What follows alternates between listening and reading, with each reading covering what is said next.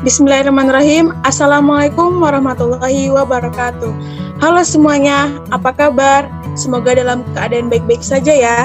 Kali ini kami dari kelompok 2 ingin mempresentasikan mengenai materi sosialisasi dan pembentukan kepribadian.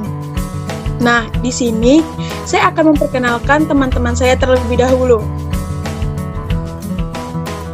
Di kelompok 2 ini ada Alvin Nasri, Khairunisa, Karisma Urmila, Masmira Mariuni, Raihani Fadila, dan Zeki Martin Putra. Nah, di sini kami akan memberitahu materi kami seperti apa sih arti penting dari sosialisasi tersebut, lalu proses internalisasi, sosialisasi dan kepribadian, dan lain-lain sebagainya. Nah, itu semua akan dijelaskan oleh teman-teman saya tadi. Nah, jadi langsung saja kita mulai ya teman-teman. Nah, yang pertama yaitu apa sih arti penting dari sosialisasi ini? Nah, itu akan dijelaskan oleh Raihani Fadila. Kepada Raihani Fadila kami persilahkan. Baik, terima kasih Mas Mira atas waktunya untuk memberikan saya berpresentasi. Sosialisasi dan pembentukan kepribadian. Masyarakat manusia berbeda dengan masyarakat serangga. Masyarakat serangga yaitu tertib karena bekerjanya faktor-faktor biologi dan alami. Masyarakat manusia tertib selalu ditegakkan atas dasar faktor yang bersifat kultural serta diusahakan dengan mengadakan pengaturan-pengaturan. Bagaimanakah agar warga masyarakat mengetahui dan menyadari norma-norma dan kemudian mewujudkan tertib norma? Apakah hal itu memang sudah merupakan kodratnya? Next.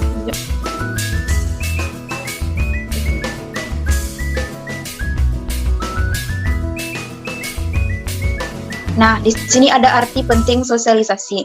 Sosialisasi merupakan suatu proses yang sangat signifikan bagi kelangsungan keadaan tertib masyarakat. Artinya, hanya lewat sosialisasilah norma-norma sosial yang menjadi determinan segala keadaan tertib sosial itu dapat diwariskan dan diteruskan dari generasi ke generasi. Sosialisasi dalam kehidupan seseorang sangatlah penting karena manusia adalah seseorang makhluk sosial, makhluk yang tidak bisa hidup sendirian. Manusia tidak dapat hidup tanpa bantuan orang lain. Sangat membutuhkan teman, masyarakat, dan orang lain di sekitarnya. Mengembangkan potensi kemanusiaannya sehingga bisa menjadi pribadi yang baik dan bisa hidup bermasyarakat dengan baik. Apabila seorang individu kurang bersosialisasi dengan orang lain dan lingkungan, maka orang itu tidak bisa menyesuaikan dirinya dengan masyarakat dan lingkungan sekitarnya. Selain itu, potensi yang ada dalam orang tersebut juga tidak berkembang sebab dia hanya bisa terdiam diri, tidak bisa berkomunikasi dengan orang sekitar dan lingkungan sekitar. Next.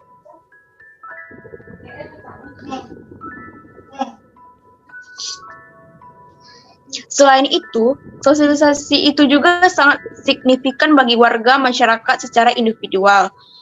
Hanya lewat sosialisasi ini, generasi muda atau penerus akan dapat belajar bagaimana seharusnya bertingkah laku di dalam kondisi-kondisi dan situasi tersebut.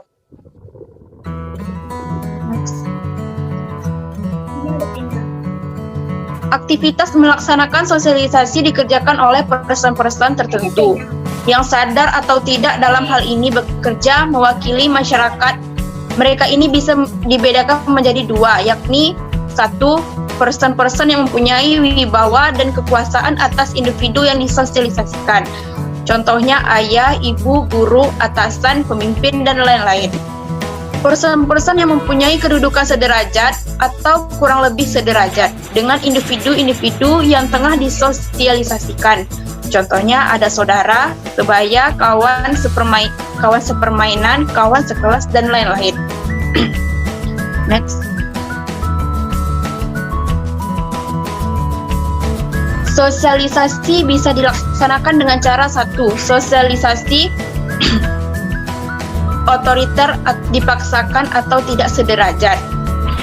Maksudnya di sini, jenis sosialisasi yang didasarkan pada kesamaan serta kooperasi di antara pihak yang melakukan sosialisasi dan pihak yang disosialisasikan. Umumnya, pihak-pihak yang ada di dalam jenis sosialisasi ini memiliki kedudukan yang sederajat. Yang kedua, ada sosialisasi ekualitas atau sederajat. Maksudnya, di sini jenis sosialisasi di mana pihak yang melakukan sosialisasi adalah mereka yang lebih tua karena anak-anak yang akan disosialisasikan belum mempunyai kemampuan, juga kemungkinan dalam bergaul dengan teman-teman yang seumuran. Baik, terima kasih. Saya kembalikan ke moderator. Oke, terima kasih kepada Rehani Fadila yang telah mempresentasikan mengenai apa saja arti penting dari sosialisasi tersebut. Nah, selanjutnya nih, kita langsung ke Alvin Nasri. Kepada Alvin Nasri, kami persilakan. Baik, terima kasih kepada moderator. Selanjutnya saya akan membahas soal proses internalisasi. Internalisasi adalah sebuah proses yang dikerjakan oleh pihak yang tengah menerima proses sosialisasi. Proses ini bukanlah proses yang pasif, melainkan merupakan rangkaian aktivitas psikologi yang aktif sifatnya. Sosialisasi diselenggarakan secara formal, disengaja, secara informal, dan tidak disengaja. Sosialisasi dan kepribadian. Bicara soal sosialisasi akan internalisasi tidak pernah lepas dari masalah personality, kepribadian.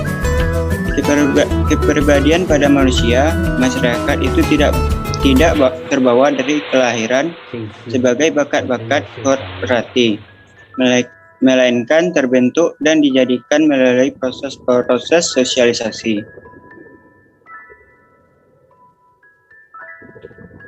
Apakah kepribadian itu? Kepribadian adalah kecenderungan psikologi seseorang untuk melakukan tingkah pekerti sosial tertentu, baik tingkah pekerti yang bersifat tertutup, berperasaan, berkehendak, berpikir, dan bersikap, maupun tingkah pekerti yang terbuka, perbuatan. Kepribadian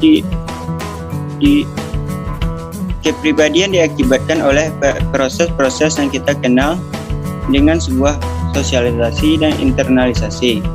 Karena lewat kedua proses itulah seseorang meresapkan norma-norma sosial dan pola pekerti sosial.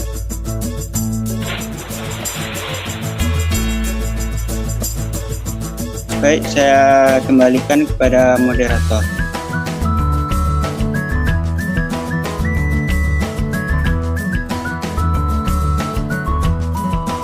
Oke, terima kasih kepada Alvin Nasri yang telah menjelaskan sosialisasi dan kepribadian dan apa sebenarnya kepribadian itu. Nah, terima kasih ya Alvin. Nah, selanjutnya nih materi selanjutnya ada aneka ragam kepribadian kelompok sosial. Nah, di sini akan dijelaskan oleh Karisma Urmila. Kepada Karisma kami persilakan. Baik, terima kasih atas kesempatannya moderator. Di sini saya akan menjelaskan tentang dua macam proses pembentukan kepribadian. Yang pertama yaitu proses sosialisasi yang dikerjakan tanpa sengaja, yaitu dengan cara menyaksikan lalu meniru. Yang kedua ada proses sosialisasi yang dikerjakan secara sengaja, yaitu lewat proses pendidikan maupun pengajaran. Media sosialisasi atau agent of socialization yang pertama ada keluarga, kinship, kelompok bermain, sekolah, lingkungan kerja, media massa. Aneka ragam kepribadian kelompok sosial yaitu pengalaman sosialisasi tidak mungkin secara menyeluruh sama, lebih tampak pada masyarakat yang heterogen, apalagi keragaman kepribadian antar bangsa. Ada dua tipe sosialisasi. Yang pertama ada formal. Sosialisasi tipe ini terjadi melalui lembaga-lembaga yang berwenang menurut ketentuan yang berlaku dalam negara, seperti pendidikan di sekolah dan pendidikan di militer. Yang kedua ada informal. Sosialisasi tipe ini terjadi di masyarakat atau dalam pergaulan yang bersifat kekeluargaan, seperti antara teman, sahabat, sesama anggota klub, dan kelompok-kelompok sosial yang ada di dalam masyarakat. Yang ketiga ada pola sosialisasi. Sosiologi dapat dibagi menjadi dua pola. Yang pertama ada sosialisasi represif dan sosialisasi partisipatoris. Yang pertama sosialisasi represif. Sosialisasi represif yang itu adalah menekankan pada penggunaan hukuman terhadap kesalahan, penekanan terhadap penggunaan materi dalam hukuman dan imbalan, penekanan pada kepatuhan anak dan orang tua, penekanan pada komunikasi yang bersifat satu arah, nonverbal dan berisi perintah. Lalu ada sosialisasi partisipatoris, yaitu merupakan pola di mana anak diberi imbalan ketika berperilaku baik. Selain itu, hukuman dan imbalan bersifat simbolik. Dalam proses sosialisasi ini, anak diberi kebebasan. Penekanan diletakkan pada interaksi dan komunikasi bersifat lisan. Yang menjadi pusat sosialisasi adalah anak dan keperluan anak. Keluarga menjadi generalis other. Sekian, saya kembalikan kepada moderator. Oke, terima kasih kepada Karisma Urmila. Nah, selanjutnya nih ada materi sosialisasi represif yang akan disampaikan oleh Zeki Martin. Kepada Zeki. Oke, terima kasih moderator. Saya akan melanjutkan materi kami, yaitu sosialisasi represif socialization. Yang pertama, menekankan pada penggunaan hukuman terhadap kesalahan. Yang kedua, penekanan pada penggunaan materi dalam hukuman dan imbalan. Yang ketiga, penekanan pada kepatuhan anak dan orang tua.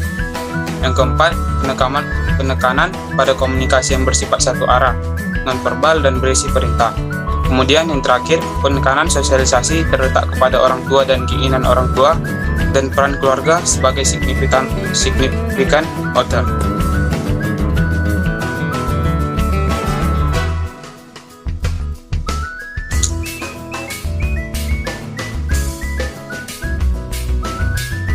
Kemudian sosialisasi partisipatoris. Sosialisasi ini merupakan pola di mana anak diberi imbalan ketika berperilaku baik. Selain itu, hukuman dan imbalan bersifat simbolik. Dalam proses bersosialisasi, ini anak diberi kebebasan. Penekanan diletakkan pada interaksi dan komunikasi bersifat lisan yang menjadi pusat sosialisasi komunikasi. Adalah anak dan keperluan anak. Keluarga menjadi generalisir other.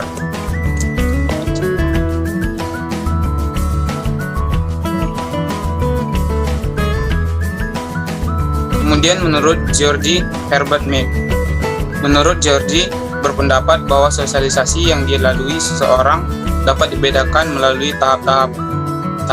Tahap yang pertama yaitu tahap persiapan.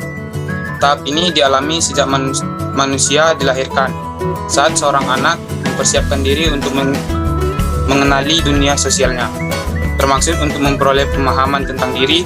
Pada tahap ini juga anak-anak mulai melakukan kegiatan meniru meski tidak sempurna. Sebagai contoh, kata makan yang biasa diajarkan oleh ibunya yang masih balita biasanya diucapkan mam. Makna kata tersebut juga belum tentu dipahami tepat oleh anak. Akan tetapi, lama-kelamaan anak memahami secara tepat makna kata makan tersebut dengan kenyataan yang akan dialaminya. Terima kasih, saya kembalikan kepada moderator.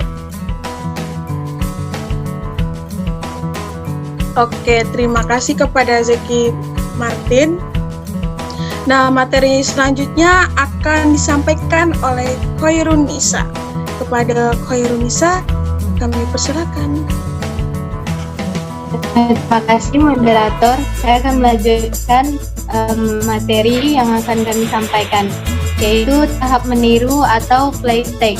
Tahap ini ditandai dengan semakin sempurnanya seorang anak menirukan peran-peran yang dilakukan oleh orang dewasa.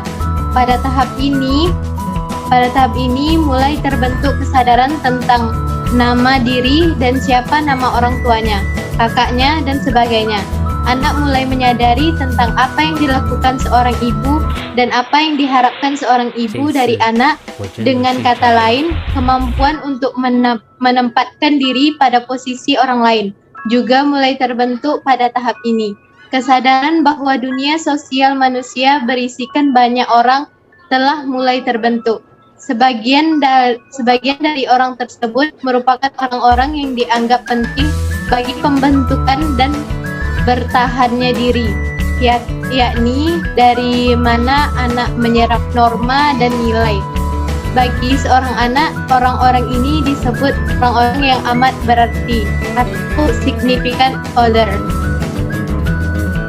Berikutnya ada tahap siap bertindak atau game stage, yaitu peniruan yang dilakukan sudah mulai berkurang dan digantikan oleh peran yang secara langsung dimainkan sendiri dengan penuh kesadaran. Kemampuannya menempatkan diri pada posisi orang lain pun meningkat sehingga memungkinkan adanya kemampuan bermain secara bersama-sama. Dia mulai menyadari adanya tuntutan untuk membela keluarga dan bekerja sama dengan teman-temannya. Pada tahap ini, lawan berinteraksi semakin banyak dan hubungannya semakin kompleks. Individu mulai berhubungan dengan teman-teman sebaya, luar rumah, peraturan-peraturan yang berlaku di luar keluarganya secara bertahap juga mulai dipahami. Bersamaan dengan itu, anak mulai menyadari bahwa ada norma tertentu yang berlaku di luar keluarganya. Berikutnya ada tahap penerimaan norma kolektif atau generalizer state atau generalizer order. Pada tahap ini, seseorang telah dianggap dewasa, dia sudah dapat menempatkan dirinya pada posisi masyarakat secara luas. Dengan kata lain, ia dapat bertenggang rasa tidak hanya dengan orang-orang yang berinteraksi, dengannya, tapi juga dengan masyarakat luas. Manusia dewasa menyadari pentingnya peraturan, kemampuan bekerja sama, bahkan dengan orang lain yang tidak dikenalnya, secara mantap. Manusia dengan perkembangan diri pada tahap ini telah menjadi warga masyarakat dalam arti sepenuhnya. Baiklah, saya kembalikan kepada moderator.